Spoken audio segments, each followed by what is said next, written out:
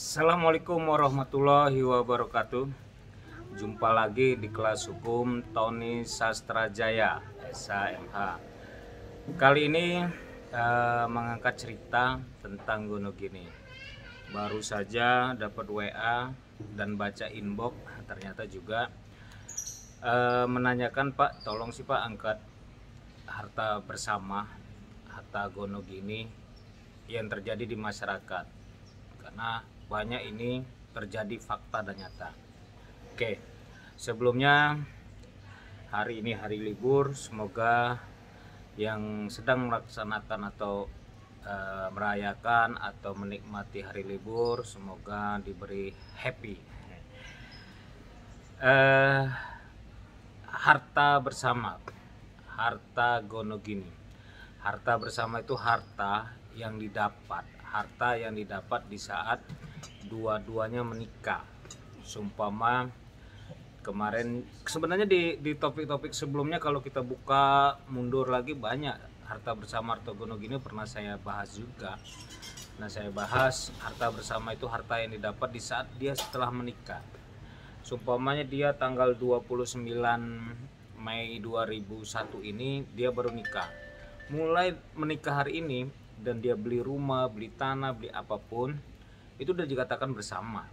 Jadi beda kalau si laki-laki atau si perempuan sudah punya harta duluan, itu sebelum menikah itu namanya harta bawaan. Tapi kalau pas sudah nikah, TMT hari itu nikah, hari ini juga sudah menyatakan harta bersama. Apapun yang dibeli, apapun yang dapat, itu harta bersama.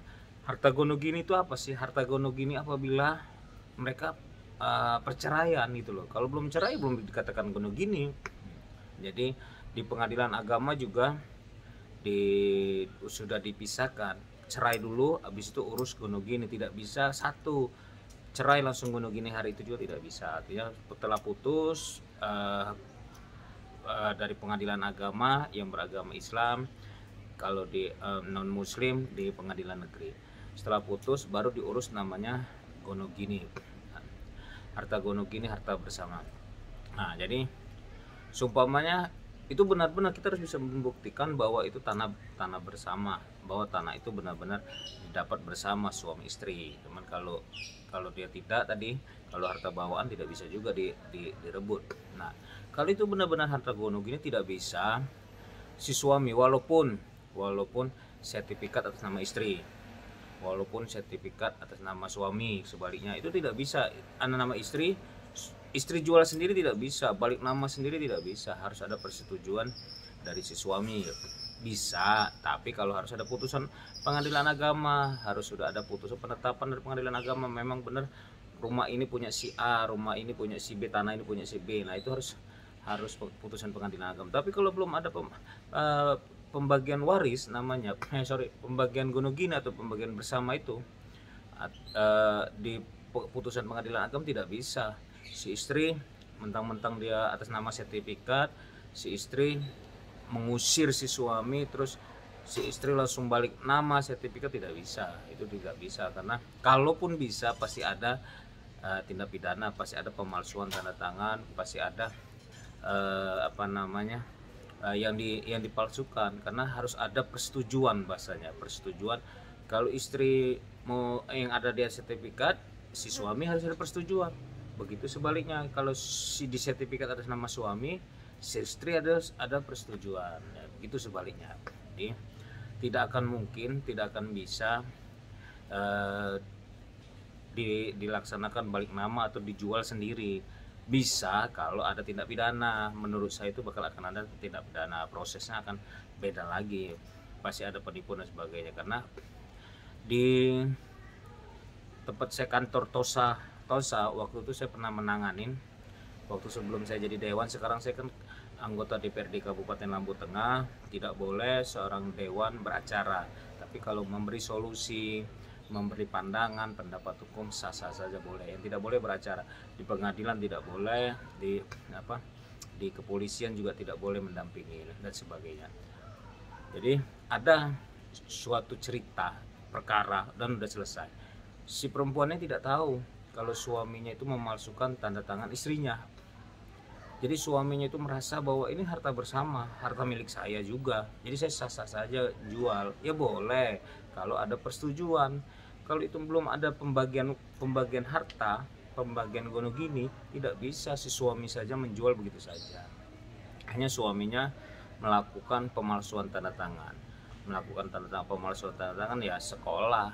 Akhirnya dia 263, 264 itu pasalnya itu kan pemalsuan, merubah isi itu lumayan, dia masuk 3 tahun lebih juga di dalam dia sekolahnya biar pintar, biar tidak melakukan tindak pidana lain. Jadi kembali ke pokok tadi, bisa tidak sih si perempuan ngusir terus perempuan jual membalik nama? Tidak bisa kalau itu memang dipastikan harta bersama ya, tidak bisa kalau itu memang dipastikan harta bersama. Tapi kalau itu memang harta bawaan, memang istri punya tanah itu, istri punya rumah itu, dan suami datang, suami hadir nikah, yaitu harta bawaan, memang punya istri. Tapi kalau tidak ada, memang waktu dia nikah per TMT itu dia nikah bersama, baru beli tanah, beli rumah, nah itu harta bersama. Tidak bisa si suami atau si istri jual sendiri. Semoga paham ya. Itu harta bersama, harta bawaan. Tadi harta yang dibawa, sumpah saya menikah tahun 2021. Tapi tahun 2020, tahun 1998 saya sudah punya rumah, saya sudah punya tanah, itu harta bawaan. Pas tahun 2021 saya nikah, itu tidak bisa dimasukkan harta bersama, tidak bisa dimasukkan harta gonogini. Nah, itu harta bawaan saya. Beda itu. Bisa kalau saya membuat pernyataan, saya membuat kesepakatan bahwa semua harta saya yang saya dapat ini milik istri saya, bisa. Tapi bicara hukum harus ada bukti, kita buat pernyataan dan sebagainya. Itu cerita harta bawaan bersama, harta gonogini. Akan ada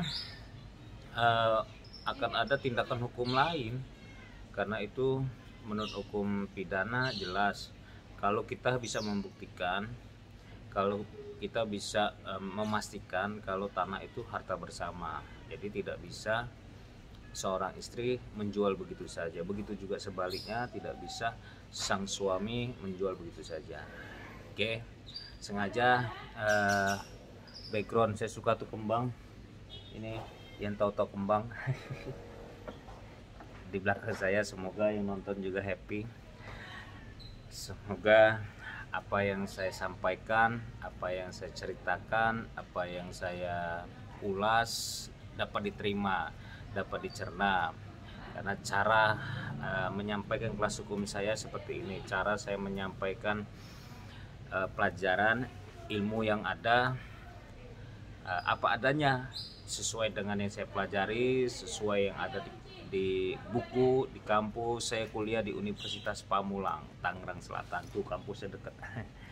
Jadi S1, S2 saya di Unpam, dan di sini saya mengucapkan happy birthday untuk Kongres Advokat Indonesia yang dipimpin oleh Bapak Erman Umar. Semoga Kongres Advokat Indonesia tetap berjaya, selalu dapat membantu menyelesaikan perkara-perkara, masalah-masalah khususnya masyarakat yang kecil, masyarakat yang membutuhkan.